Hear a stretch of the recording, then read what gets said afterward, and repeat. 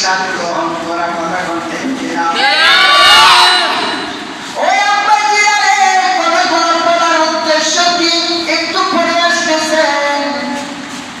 আলোচনার মূল ভাবার্থ চলে আসতেছে রে বন্ধু। কুল্লু নাফসিন যায়িকাতুল মউত, আপনি যখন মৃত্যুবরণ করবেন অর্থাৎ মৃত্যুর সাথে গ্রহণ করবেন, পরলোকে গমন করবেন, আপনি যখন কবরে আপনাকে রাখা হবে, বন্ধুরা আমার বাবাজিরা, মুফাসসিরিন কিরামদের মতে, সমস্ত বড় আলেম ওলামাদের মতে, সমস্ত আলেম ওলামাদের মতে, আমার বন্ধুরা আমার বাবাজিরা, হাদিসে মুবারকের মধ্যে এসেছে যে প্রত্যেকটা মানুষকে কবরের মধ্যে রাখা যখন 40 কদম দিয়ে চলে আসার সঙ্গে সঙ্গে আল্লাহ রাব্বুল আলামিন দুইটা ফেরেশতা প্রেরণ করেন। কথা বলতে কি অঙ্কের মধ্যে যেমন একটা সূত্র চলে গেলে অঙ্কটা বাদ হয়ে যাইবে।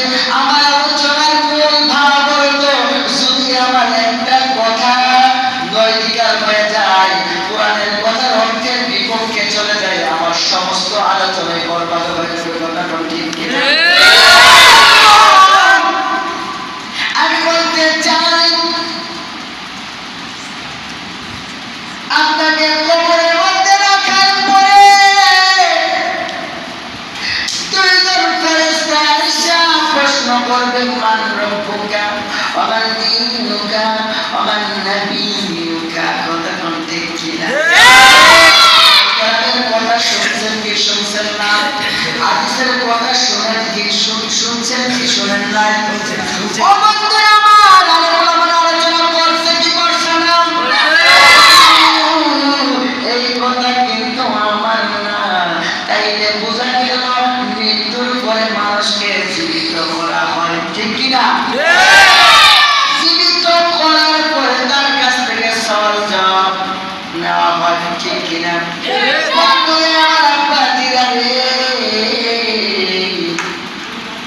কিন্তু তাদেরকে সব রূপকে কিন্তু অধিকার দেওয়া হয় না।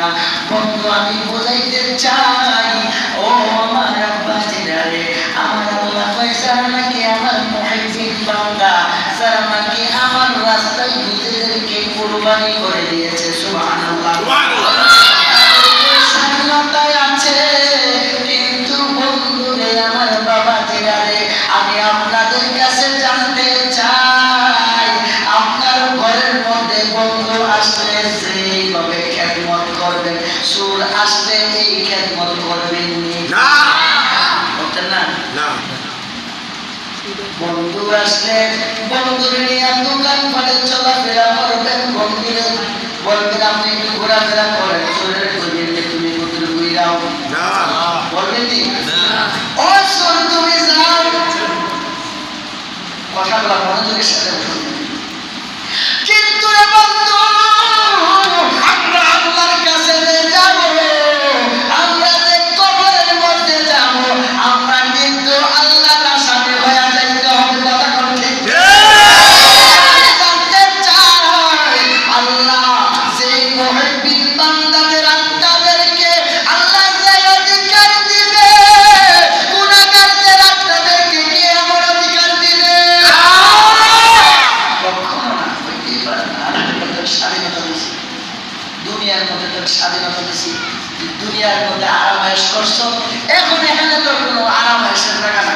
আর ওই বন্ধুদেরকে বলে, বন্ধু গো, আপনারা দুনিয়ার মধ্যে অনেক কষ্ট করেছেন, আর কষ্ট করতে হবে না, আজকে আপনাদের জন্য নাজরিয়া মসজিদে বসে। কথা বুঝে আসেনি? বুঝতেছে তো ইনশাআল্লাহ?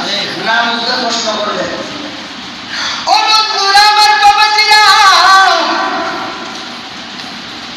মৃত্যু কয়বার জীবনে? কথা বলেন, কয়বার জীবন? কয়বার জীবনে? একবার। জীবনটা বন্ধু একবার না, আমার আল্লাহ কবরের মধ্যে তোরে একবার জান দেওয়া হবে, তোরে জীবিত করা হবে। হিসাব করে প্রশ্ন করার পরে করে কোথায় দেওয়া হবে, জান্নাতে না জাহান্নামে ডিসিশন নেওয়া হবে। তারপরে তোর শাস্তি অনুসারে তোর কর্ম অনুসারে তোর কর্মস্থলে যেতে হবে। আমার আল্লাহ কয় তারপরে কি করব? যখন আমি সুন্দর করে একটা ময়দান সাজাবো, কিয়ামতের ময়দান, সেই দিন সবাইকে আবার জীবিত করা হবে। কথা বলেন কিনা? আল্লাহ কয় সবাই যখন জীবিত হইবি, আমার আল্লাহ কয় আর তোর কোনো মৃত্যু হবে না, জাহান্নামীর কোনো মৃত্যু হবে না, জাহান্নামীর কোনো মৃত্যু হবে না, জান্নাতীর কোনো মৃত্যু হবে না। সুবহানাল্লাহ।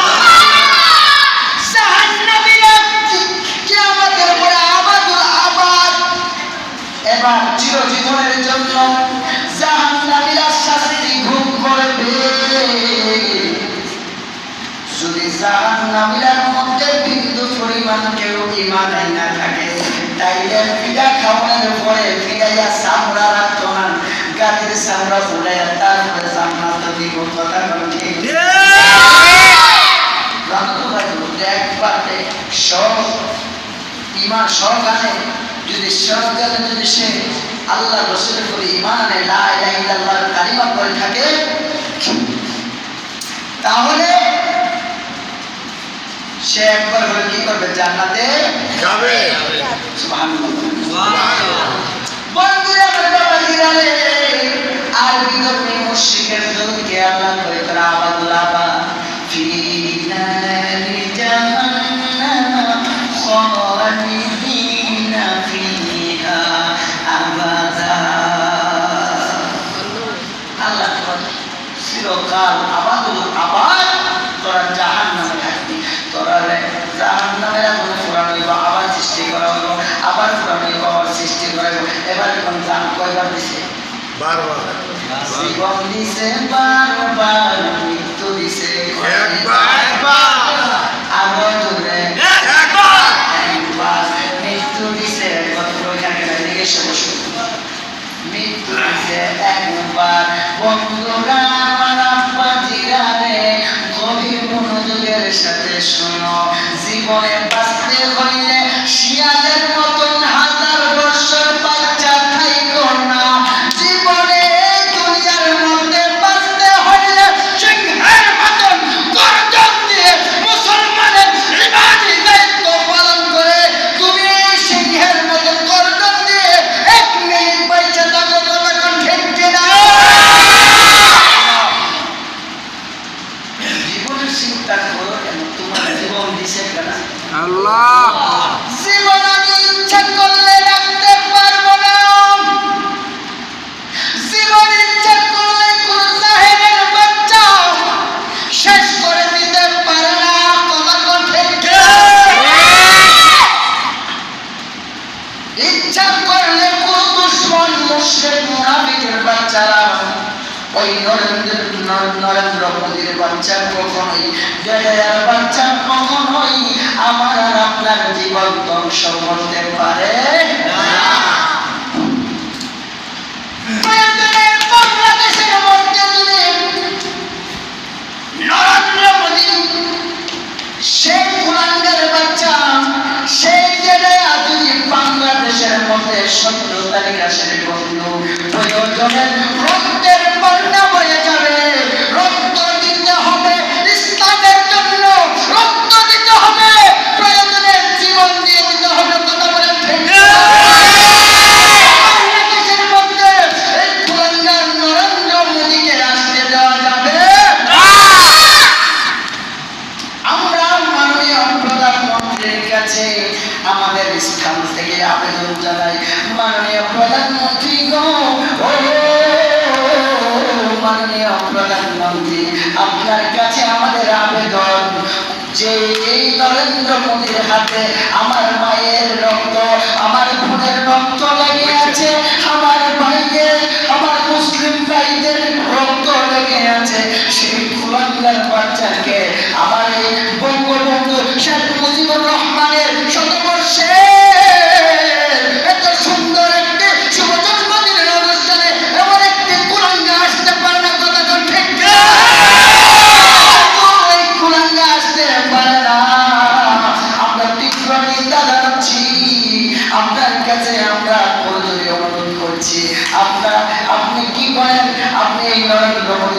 বাংলাদেশে আনা থেকে বিরত থাকেন কথা বলে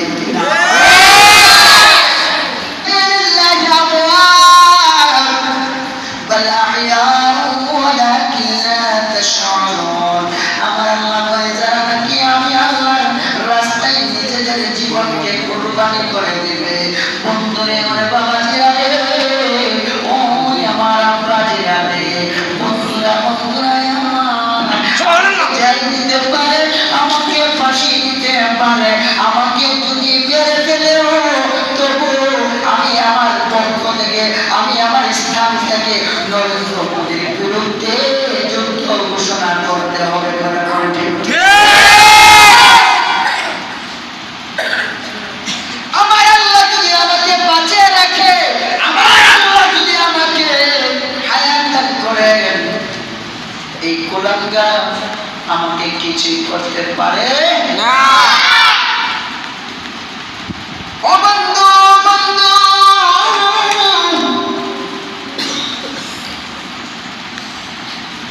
ও আমার বাজিরা রে আল্লাহ কয় আমার রাস্তায় যারা আল্লাহ রাস্তায় জীবনকে উৎসর্গ করে দিবে কুরবানি করে দিবে আল্লাহ সুবহানাহু ওয়া তাআলা কথা দিলাম ও পৃথিবীর মানুষেরা তোমরা তাদেরকে মৃত মনে করে না তাদেরকে আমি আল্লাহ বরঞ্চ কবরের মধ্যে হায়াত দান করে দিচ্ছি সুবহানাল্লাহ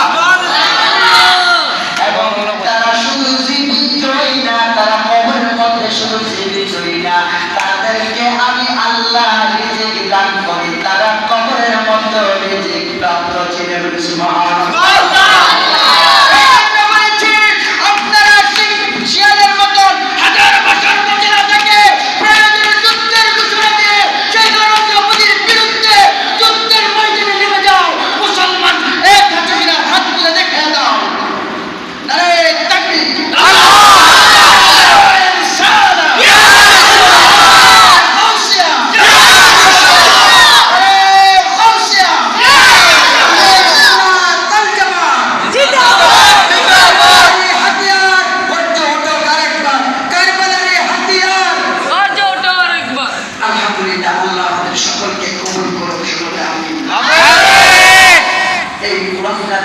আসতে দেওয়া যাবে না বাংলার ময়দানে প্রয়োজনে সিংহের মতন গর্জন দিয়ে 1 মিনিট বেঁচে থাকবো প্রয়োজনে জীবন উৎসর্গ করে দেবো আমার আল্লাহর প্রেমে আমার রাসূলের প্রেমে কোরআনের প্রেমে কথা বলে ঠিক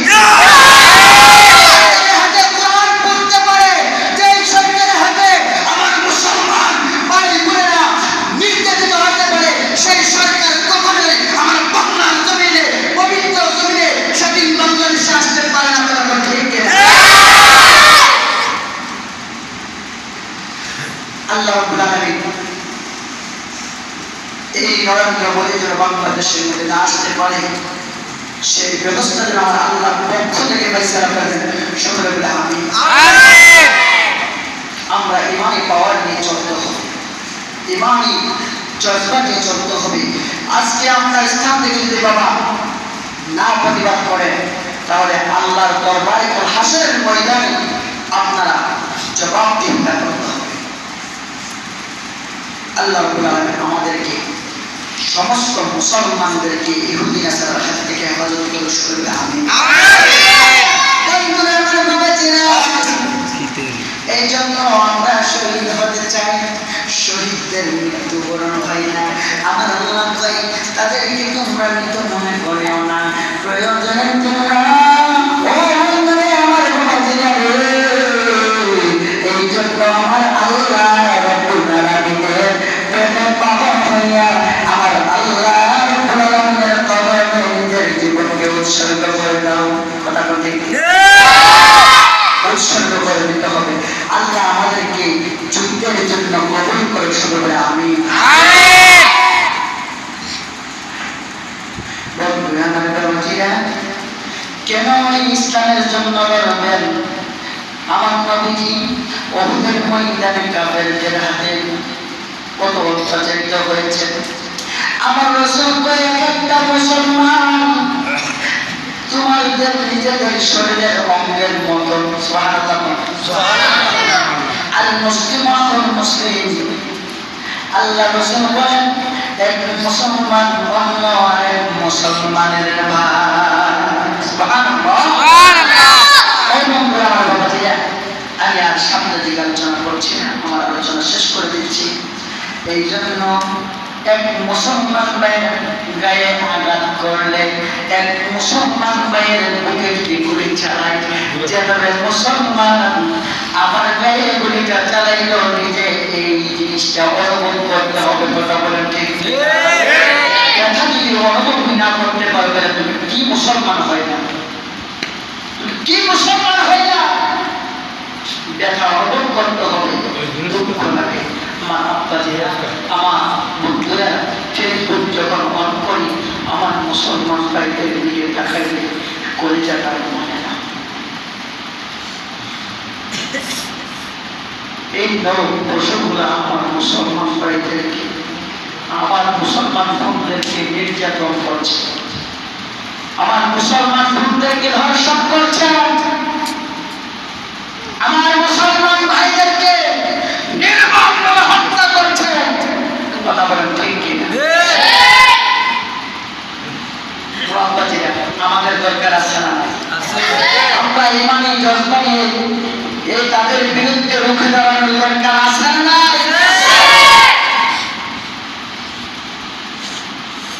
আমরা তাদের বিরুদ্ধে রুখে দাঁড়াতে হবে। নিজের তাজা রক্ত দিয়ে ইসলামকে চিন্তা করতে হবে। ইসলাম প্রমাণ করে দিতে হবে, ইসলাম জিন্দা होता है, हर करबलाई की बात है।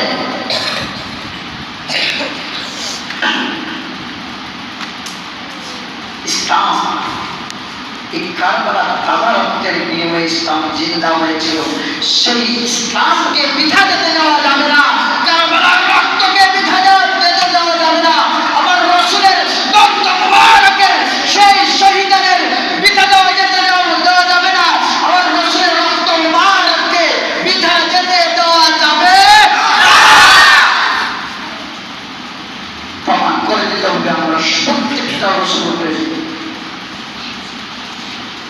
আমার জন্য দোয়া করবেন ইনশাআল্লাহ। আল্লাহ চাইতো 16 মার্চ যদি ডাক দেয়, প্রমাণ করে দেবেন ইনশাআল্লাহ। আগে একজন আলেম আমাদের মধ্যে একজন আছে, আল্লাহর রহমতে আমি নগর থেকে যদি আল্লাহ কবুল করেন, প্রয়োজনে নরেন্দ্র মোদীর বিরুদ্ধে বাংলার ঢাকার রাজধানীর রাজপথে রক্তের বন্যা হয়ে যাবে ইনশাআল্লাহ। যুদ্ধের ময়দানে হাজির হবে ইনশাআল্লাহ। তবে নরেন্দ্র মোদীর বিরুদ্ধে যুদ্ধ ঘোষণা করব। আল্লাহ আমাকে যারা কবুল করে সকলে আমিন। মৃত্যুটা সোজা না, এই মরণটা সোজা নয়। এই মৃত্যুটা ঘুরে আসলে দরকার পেয়ে বুক কেটে দেওয়া তোমার রাসূলের প্রেম ভালোবাসাকে ছাড়তে পারি না, আমার রাসূলকে বলতে পারি না, আমার জীবন উৎসর্গ করতে পারি।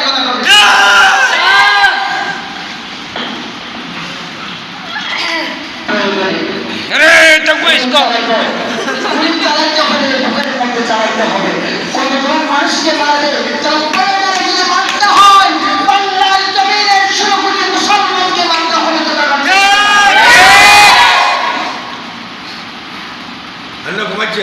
এই বুকের মধ্যে বড় যন্ত্রণা, আপনারা হাসবেন না, কথাগুলো খুব কষ্টের, ইমান চলে যাবে।